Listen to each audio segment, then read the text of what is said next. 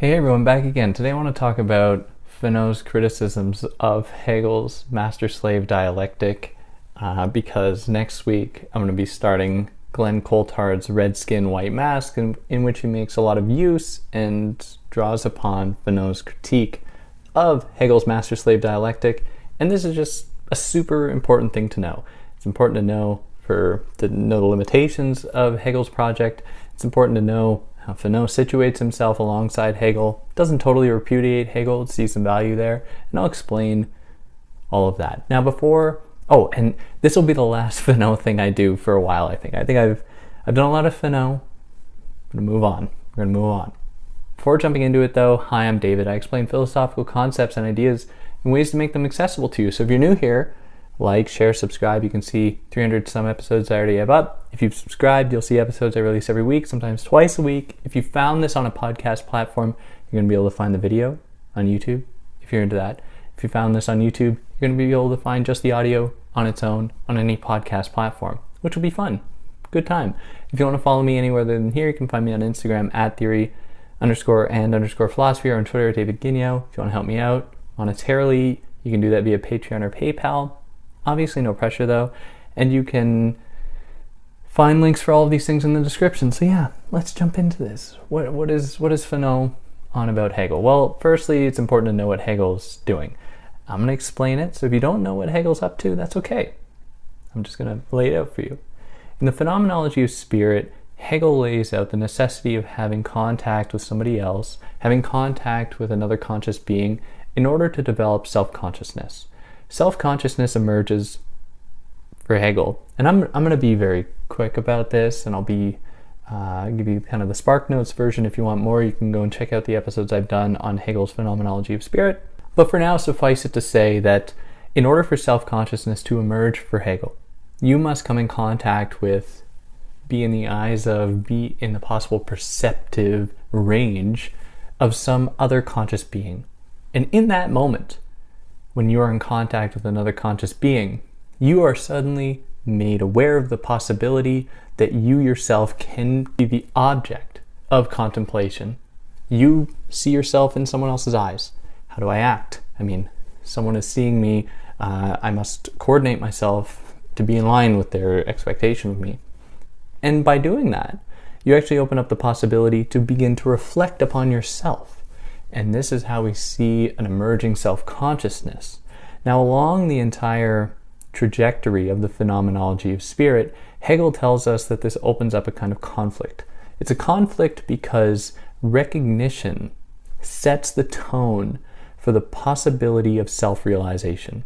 I must be recognized in somebody else's eyes in order to open up the possibility of self-consciousness, which can then open up the possibility for me to realize myself in accordance with who I believe myself to be, and eventually in the book, in accordance with the universe, with absolute spirit, the universe thinking itself, to be fancy about it, but that's not totally important. There is a conflict here though, and this conflict extends beyond the fact that I'm contingent, I'm dependent upon somebody else to provide the foundation for my own self-realization. But even within ourselves, we are in conflict with ourselves because we are at once a subject that is viewing and an object that is being viewed by ourselves. And there's a tension here. And this tension runs through the course of the Phenomenology of Spirit, to which Hegel's big joke is that while I'm not going to give you the actual final form of this, because that would be impossible in text form, he tells us that through the entirety of the phenomenology, or at least we're kind of meant to surmise this, it is this very conflict that is spirit. And it is in realizing this and coming into the full awareness of all possible conflict and all possible contradiction and difference that we can possibly open up a world in which there is the acknowledgement of all difference, and through that difference we acknowledge sameness. Sameness through difference, sameness through conflict, peace through conflict, which is, go check out those episodes if you want more. And along this trajectory, there's one point in which Hegel contemplates the significance of recognition of this emerging self-consciousness in what is translated to the master-slave dialectic. Hegel talks about it in terms of a Lord-Bondsman dynamic, but and there are differences, but in any case, what he is telling us is a situation in which there is somebody who is working for somebody else. And Hegel suggests that in this dynamic, despite how it might seem, it is the person who assumes the role of the master or the lord who is actually undermined in this situation, which is like, what are you talking about? They have all the wealth, they own the property, they have people working for them. What Hegel tells us is that instead, because the master has been fully immersed in their own opulence, in their own lives, they lose the capacity for self-reflection and just see themselves as being complete when they are in fact far from that. Now, by contrast, the person working for them, because they are engaging their bodies, they're working with the soil, the earth, they have an other who is superior to them that they can aspire towards. They are still therefore opened up to the very fabric of spirit that underwrites all possible living beings and all possible life and the universe itself. So in that way, then the worker in this situation, the bondsman, the slave, even though that's not the term, is somebody that is opened up to more possibility than the master, than the lord. Now there's a clear problem with what Hegel offers us, and part of it is not Hegel's fault. Part of it is the way that Hegel has been interpreted by Hegelians, who just willy-nilly apply this idea to any kind of interaction between people, as though different circumstances are not going to lend to different possible interpretations and different possible outcomes of this kind of dynamic. But Fanon is critical of Hegel because Fanon doesn't think that the master is the one who's not going to attain self-realization, while the slave or the bondsman is the one that's actually going to be able to attain self-realization or be able to work toward that. And that is because we certainly do not see such things play out under colonization. Because under colonization, it's not as though the master and the slave just engage in their own ways of being in the world, but their labor is what is fundamentally different. In that setting, where people are enslaved through colonialism, they are stripped of all of the mechanisms that actually give them the possibility to attain any kind of realization with themselves. Now, Fanon doesn't say that enslaved people are devoid of any identity. Part of the project, and really one of the most amazing things about colonization, has been the ability of colonized people to actually exert their own autonomy, to build, maintain communities and identities in the most horrible, violent events in history. And there's nothing redeemable about it. This is a matter of just saying that in those settings, the will of these people has demonstrated that it is possible to actually realize one's own identity. But these examples are far afield from what Hegel gives us in terms of self-realization or anything about developing oneself. At the same time, the masters in these settings are doing lots of things that would demonstrate their own self-realization in a way that Hegel suggested could not happen. And this is because these dynamics are not so cut and dry as to say that they are just like masters who've attained like self-realization that they are totally absorbed in, and therefore they cannot grow anymore. And there are people who are subordinated to them who have this propensity for growth. That is just a completely ahistorical formulation of any possible hierarchical dynamic. The master is always going to be open up to different possibilities, be it their adoption of different kinds of activities for themselves or anything like that. More exploitation of enslaved people for them to attain a higher order of being. This is just something that they use to justify further exploitation of people.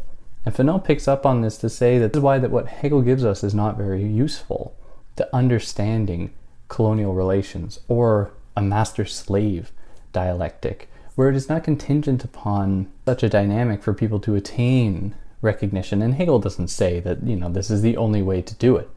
But he gives a lot of credit to this kind of dynamic, to open up this possibility to people who are subordinated, to people who are forced into slavery or forced into labor for somebody else. Now, with all this being said, Fanon is not saying that Hegel is not useful to understanding colonialism, nor is he saying that Hegel can't be useful in understanding decolonization.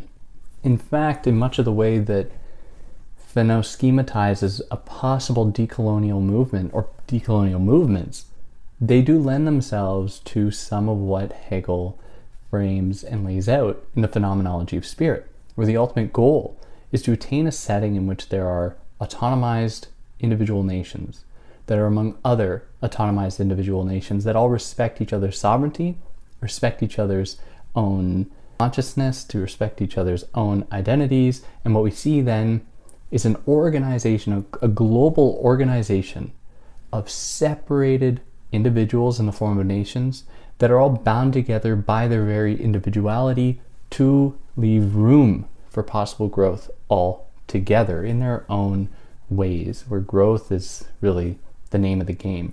Now, as long as colonization exists, that can't happen, because colonization is a force that works to actually strip people of their identities, to make it so that they do not have the capacity to see themselves as they want to see themselves, or what that makes sense to them. And there's a pretty famous point in Black Skin, White Masks when Fanon is sitting on a train, or he's sitting at a train station, and a little white boy points to him and calls attention to the fact that he's a black man. And this is a point in which Fanon suggests that it's not as though his identity is being erased fully under a colonial regime. It is that his identity is reduced to his skin. And that is a complete erasure of everything that makes sense to him in his own life. It is a complete erasure of all possibility that he could possibly attain in the world. And moreover, he meditates on another feeling that he had I believe when he was sitting on the train, where people wouldn't sit next to him, even though there were empty seats. And he said that he wasn't even in his own skin. He was actually in multiple skins. He wasn't a single person. He was like a triple person. Like he was taking up more space, taking him out of himself, making it so that he was kind of dissociating from what he believed himself to be, who he believed himself to be.